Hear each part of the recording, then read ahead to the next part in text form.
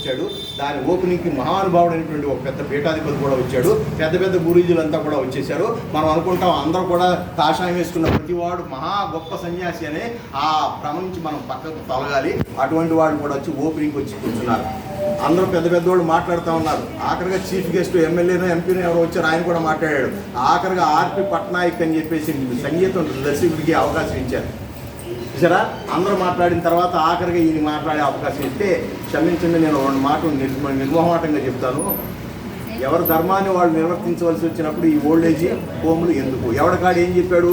ఈ ఓల్డేజ్ హోమ్లు బాగా అభివృద్ధి చెందాలి, ఏదో హోటల్ బాగా వ్యాపారం బాగా 3 6 కాయల్లా ఉండాలి అని. అట్లాగా నీ ఓల్డేజ్ హోమ్లు బాగా అభివృద్ధి చెందాలి, నీకు బాగా సేవ చేయాలి, ఇటువంటి ఓల్డేజ్ హోమ్లు చాలా రావాలి అని చెప్పారు అందరూ. ఆర్పి పట్నాయక్ అన్నాడు, నేను నిరసిస్తున్నాను, ఇటువంటి ఓల్డేజ్ హోమ్లు మరలా రాకుండాగాక, ఇది డెవలప్ అవకుండా ఉండుగాక అన్నాడు. అందరూ ఆశ్చర్యపోయారు. ఏమిటంటే నీ ధర్మాన్ని నువ్వు నిర్వర్తించుకోకుండా తీసుకొచ్చి ఓల్డేజ్ హోమ్లో పడేస్తావా? చూసావా, నువ్వు ఇలాంటి ఓల్డేజ్ హోమ్ని నువ్వు ప్రోత్సహిస్తావా? అందుకు పీఠాధిపతులు ఇక్కడ వచ్చి కూర్చున్నారా? ఇదేనా వేద ధర్మం చెప్పింది? ఇదేనా వేద ధర్మం చెప్పింది? ఇదేనా సనాతన ధర్మం చెప్పింది? ఆయన ఇసుకున్నాడు. ఇసుకునేటప్పుడు ఎవరి కాళ్ళు లెంపలేసుకుని చూసారా కామ్గా అయిపోయారు. అట్లాగా ఎవరి ధర్మాన్ని వాళ్ళు నిర్వర్తిస్తే ఎటువంటి ఇబ్బంది ఉండదు.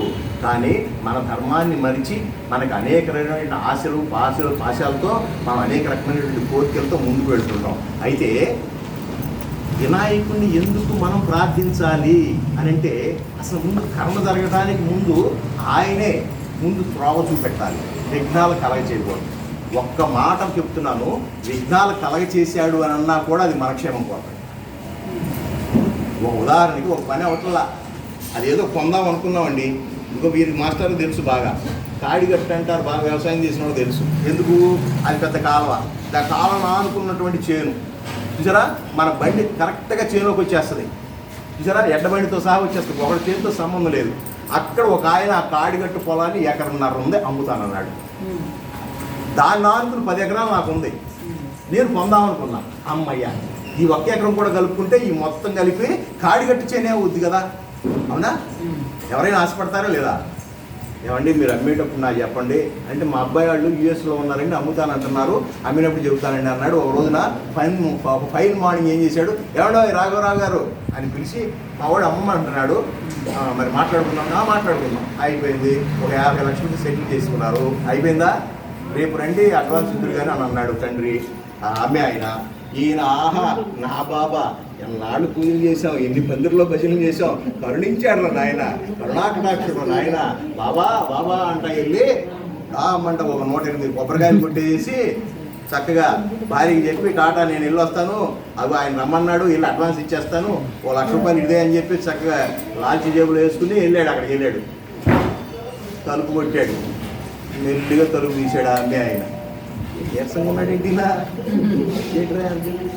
ఏ సార్, నమస్తే సార్, ఇవాళ రమ్మన్నారు, వచ్చేసాను సార్. వచ్చావులేవయ్యా, వచ్చావు. ఏమేమో కాఫీ తాగుతారేమో ఆయన. కాఫీ కదా సార్, ముందు మనం ముహూర్తం దాటిపోతుంది, ఆ పంతులు గారు ముహూర్తం కూడా పెట్టారు, అగ్రిమెంట్ రాజేసుకుందాం, డబ్బులు కూడా ఇద్దులేవయ్యా. ఏం లేదు, నేను చెప్పలేకపోతున్నాను. ఏమే చెప్పు. ఏం లేదండి, ఆయన నోటితో చెప్పలేకపోతున్నాడు. మా అబ్బాయి తెల్లారుజామున ఫోన్ చేశాడు. అంటే ఆ యూఎస్ వాడు తెల్లారుజామున చేస్తే మనకు పగలు చేస్తే తెల్లారుజామున ఫోన్ వచ్చిందండి. ఎందుకు డాడీ తర్వాత అమ్ముదాంలే అని అన్నారు. మనకు పెద్ద అవసరం ఏముంది, అమ్మితే ఆయనకి అమ్ముదామని చెప్పండి, ప్రస్తుతం అట్లా ఉంటున్నాను అన్నారండి. ఆ మాట ఈయన చెప్పలేకపోతున్నాడని నేను చెప్పాను, ఏమనుకోమని కాఫీ దాకా వెళ్ళిపోయినాను. గాడి కట్టి పొలం. ఏం బాబా ఏమో ఎన్నిసార్లు ఎన్ని పూజలు చేశాను, ఎన్ని మొక్కులు మొక్కాను, 108 కొబ్బరికాయలు వేస్ట్ అయిపోయి చెప్పి ఇక బాబా గుడికి వెళ్ళకూడదు, తీసేయి, ఈ బాబాయికి అనవసరం మనకి లేదు, మానేసాడు. పూజలు లేక పునస్కారాలు, ఎవరైనా దేవుడి గురించి చేత ఊరుగా అంత ట్రాష్ అయిపోయిందా. కొంతకాలానికి అదే పొలాన్ని ఈయన కాకుండా వేరే వాడికి అమ్మేసేవాడు. ఇంకా చూడండి, ఇక బాబా తిట్టడం మొదలు పెట్టాడు. ఏం బాబా ఏం లోపం అనుకున్నాడు.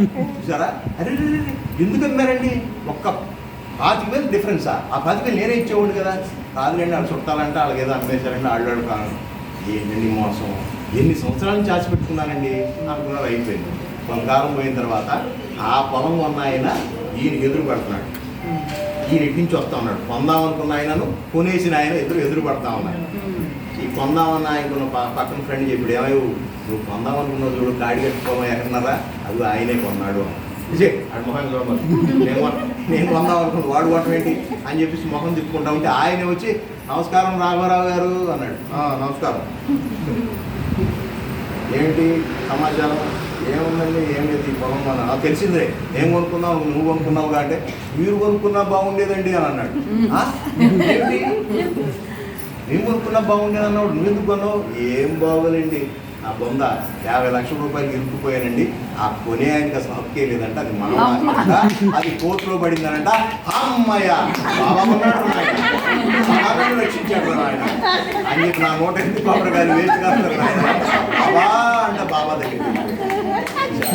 ఇక్కడ మనం గమనించవలసింది ఏంటంటే మనకి కొన్ని ఆగుతున్నాయి అని అంటే అది మన క్షేమం కోరపై. భగవంతుడు మనకి ఏ రోడ్డు చేయడండి, ఆగుతున్నాయి, మనం అనుకున్నట్టుగా జరగట్లేదు అని అంటే నువ్వు పేనం మీద నుంచి పొయ్యిలో పడతావేమో అని చెప్పేసి ఆయన ఆపేస్తున్నాడు. చూసారా, అసలే ఎన్నో పొయ్యిలు దాటి వచ్చాం, ఎన్నో జన్మలు దాటి వచ్చాం, ఎన్నో శరీరాలు తీసుకుని వచ్చాం, ఎంతో భయంకరమైనటువంటి ఆ గర్భవాసాన్ని 9 నెలలు అనుభవించి నరకాన్ని అనుభవించి వచ్చాం. 9 నెలల గర్భంలో చీకటి స్థూపంలో నుంచి వచ్చాం. ఆ స్మృతులు ఆ 9వ నెల వరకు ఉంటానే ఉంటాయంట. ఎప్పుడు రా నాయన వెలుగు వచ్చేదని చెప్పేసి. చూసారా, వెలుగు రాగానే బయటికి రాగానే మర్చిపోతాడు జీవుడు, మళ్ళీ మామూలే దాలిగుంట్లో డాగ్గు టైపే. కాబట్టి మరలా జన్మ లేకోకుండా ఉండటానికి సత్కర్మలు చేయాలి. సత్కర్మలు చేయాలి అని అంటే సత్చింతన రావాలి, అంటే మంచి ఆలోచన రావాలి. అవునండి, పని అయిపోయిన తర్వాత అరే ఇట్లా చేసామనే కంటే ఆ పని ఇలా చేస్తే మంచిదని ముందు ఆలోచన రావాలి. అయిపోయిన తర్వాత చేతులు కాలినాక ఆకులు పట్టుకుంటే లాభం లేదు. అలా అని అందుకనే ఈయన విఘ్నాలు కలగజేస్తాడు, నిర్విఘ్నంగానూ కొనసాగిస్తాడు. అందుకని ఈయన ఎందుకని మొక్కుకోవాలి, అయ్యా మేము చేసేటటువంటి పనుల్లో తప్పు ఒప్పులు ఏమున్నాయో నువ్వే ఫిల్టర్ చేసేసి ఆపేసి ఇవ్వదలుచుకుని మాత్రం ఇచ్చేసి, అంతేగాని నేను అనుకున్నది అన్నట్టుగా ఇచ్చాడు అనుకోండి. ఇందాక ఏమైంది, ఆయన కనుక మొక్కున్నట్టుగా కాడి కట్టుకుంటే ఏమయ్యాడు, 50 లక్షలు ఇరుక్కుపోయాడా లేదా. అందుకని మన భగవంతుడిని కోరికలతో చిట్టాలతో వెళ్ళకూడదు. నాకు ఏది కావాలో నీకే తెలుసు, కాబట్టి నేను నిన్ను అడగను, నా శ్రేయస్సును కోరి నువ్వు ఇవ్వాల్సిందే. కానీ ఇచ్చేవాడు నువ్వే, తండ్రివి నువ్వే. నిన్ను అడగ నేను ఎవరిని అడుగుతాను, నా తల్లిని నా తండ్రిని అడగ ఎవరినన్ను అడుగుతాను, పక్కింటి అడుగుతానా, నాకు ఏది కావాలని నా తల్లిదండ్రులను అడుగుతాను, నా తల్లి తండ్రి దైవం నువ్వే అంటున్నప్పుడు నిన్నే అడుగుతాను. కానీ ఏది కావాలో నాకు తెలియదు. నేను అడిగిందల్లా ఇచ్చేసామనుకో, నేను నెత్తికి రాసుకోవాల్సింది నేల పాలు చేసుకుంటానేమో. కాబట్టి నాకేది శ్రేయస్కరమో అది ఇవ్వు అని మాత్రమే పూజించాలి, అది మాత్రమే మనం కోరుకోవాలి. అట్లాంటప్పుడు మాత్రమే ఈయన నిర్విఘ్నంగా మన పనులు కొనసాగిస్తాడు. ఎందుకంటే మనకి ఇక్కడ ఆశాపాశాలు లేవు, మనం ఏం డిమాండ్ చేయట్లా, నాకు ఇదే కావాలి, ఇది జరిగితేనే 108 కొడతా. ఏంటయ్యి చూసారా, ఇది జరిగితేనే కిరీటం చేయించుతా. ఈ రిస్ట్రిక్షన్స్ భగవంతుడి దగ్గర పనికిరావు. ప్రేమ స్వరూపం, ఆ ప్రేమ స్వరూపుడైనటువంటి భగవంతుడి దగ్గర మనం రిస్ట్రిక్షన్స్ పెట్టకూడదు. చూసారా, ఎందుకు అని అంటే ఆఫ్టర్ ఆల్ మనకేం కావాలో మన తల్లికే తెలుస్తున్నప్పుడు భగవంతుడు తెలియదా? ఆ మాత్రం భగవంతుడి దగ్గరికి వెళ్ళి కోరికలు చిట్టా ఇప్పాలా ప్రతిరోజు ఇదేనా? పొద్దున్నే పూజా మందిరం దగ్గర తీయంగానే నా కొడుకు పెళ్ళి, నాకు వ్యాపారం, నాకు ఆరోగ్యం, ఇవి రోజు గుర్తు చేయకపోతే ఆయన గుర్తుండదా? ఆయనకి ఏమైనా మెమరీ లాస్ అయిందా?